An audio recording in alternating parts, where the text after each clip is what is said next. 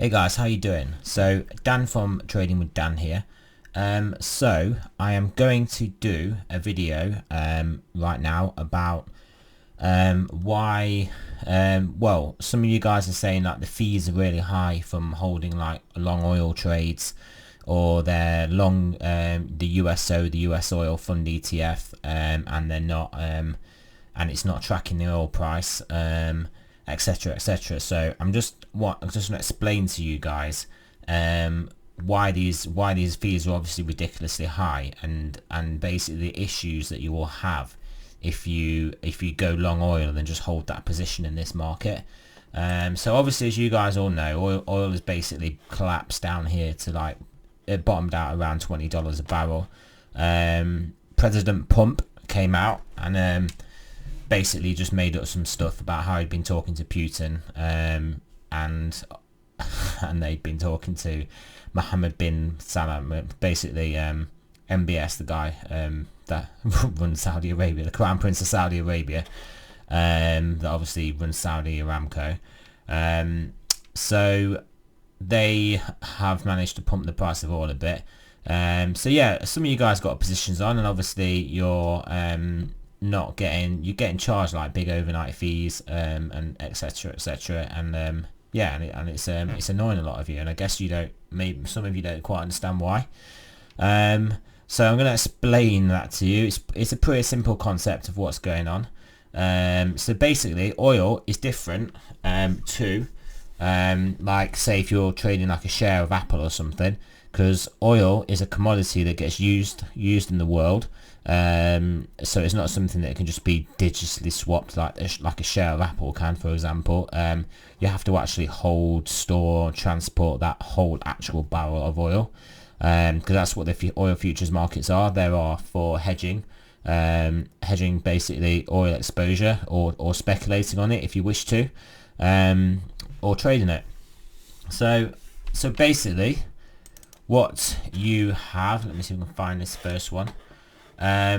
So yeah, right, so because of this, oil trades in as like a curve. So it's like interest rates at different points in the future, which is called the yield curve. You have a price curve for oil. So you'll have different prices for oil for delivery at different times in the future.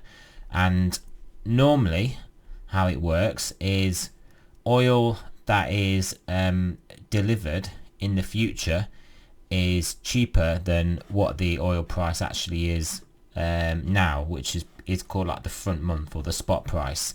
But what you've got actually going on, that's how the market will normally function. So what you've got going on at the moment is oil price further out in the curve, so further into the future, as you can see here, is more expensive.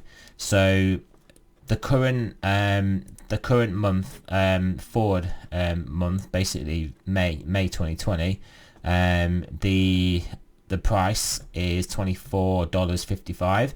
Then if you move out to June, the next month it's $27.51. Move out to July, it's $29.69. August, and as you can see, these prices is going up.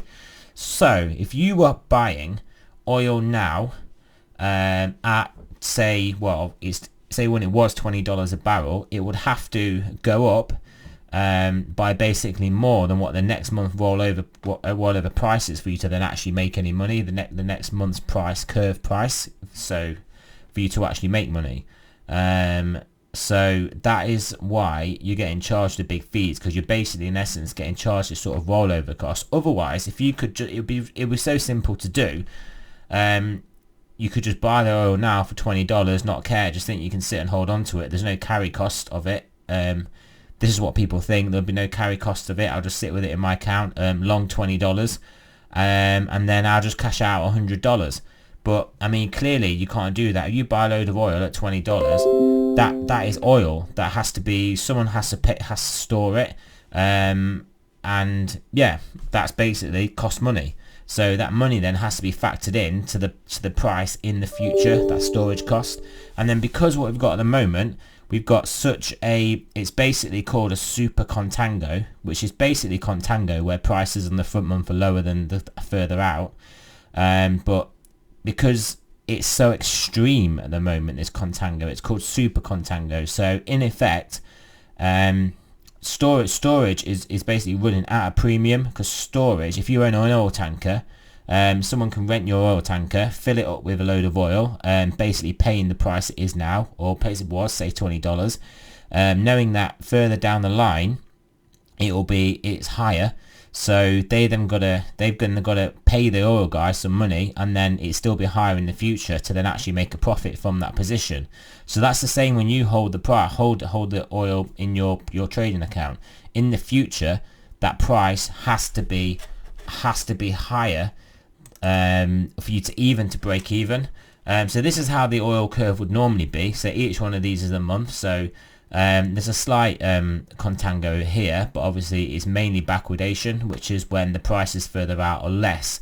Because what that does, that basically factors in the price, the fact that there's a carry cost of the storage of the oil. So if you're going to get oil delivered at this many months in the future, you'll actually can get it cheaper, because you'll actually pay a cheaper cost because of the actual cost of basically carrying oil to that month. So what we have now is this, well, I can show you deep contango, where the actual price is actually higher, reflecting the fact that, well, it's actually mainly reflecting the fact the price is so low now, which has been driven down by the excess supply at the moment, which in the future they predict to go away. So that's basically what I'm trying to say. So very simply, you could buy oil now at $20 a barrel.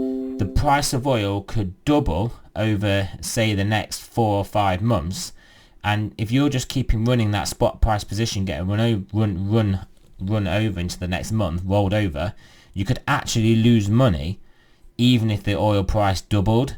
So you have to be really careful with this. And then you think, oh, maybe I could buy an ETF like USO. USO has like a massive tracking error, because whilst it is an ETF and doesn't have a future price, it doesn't have a curve of the price of the actual ETF. But what it does have is obviously the components of that have to be rolled over. So when the oil market is in contango, and especially deep contango, there'll be a massive tracking error of the oil fund ETF to the actual oil price, because again it has to factor in the rollover cost of the oil. So when you get your high, when you're getting your high fees in your whatever trading account you're using, where you're trading the spot oil price, those rollover fees are reflecting the carry cost with this deep contango. Yeah, basically that's what I'm trying to say. So here, this was basically this month. This was April, sorry. So this was the April month price before obviously we had that spike up. So this is the May price here.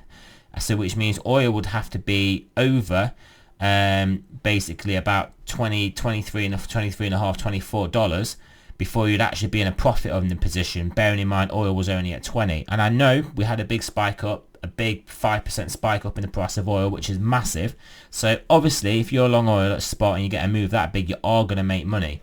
But say oil goes down from here now and then just stays around around where it is now, or maybe moves up a bit. As it stood when oil was at $20 a barrel, like basically yesterday, or the 1st of April, in 2 months time you would have to have oil at basically what is over $28 to break even rolling that long position. And that's not even actually taking into account any of the exchange fees that whoever you've got the position with is charging on top of that for rolling the position.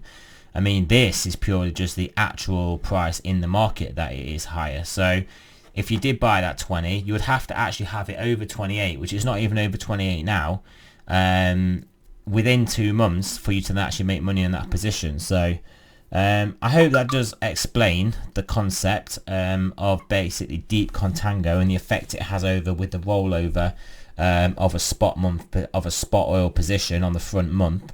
And that's why you're getting paid the big fees. So it's not your broker or your trading platform ripping you off.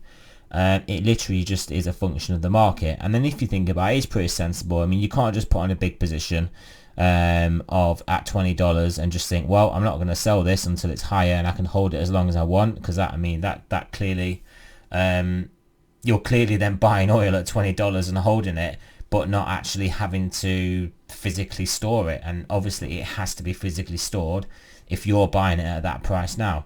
So yeah, so remember, this is not a financial advice. I'm not a financial advisor. Always do your own research. I hope that did explain that for you, to you guys, so no one's confused now of what exactly is going on. You're not getting ripped off by your broker. It's just a deep contango, the oil term structure, the oil curve at the moment. And yeah, so thanks for listening, guys, and I'll speak to you soon.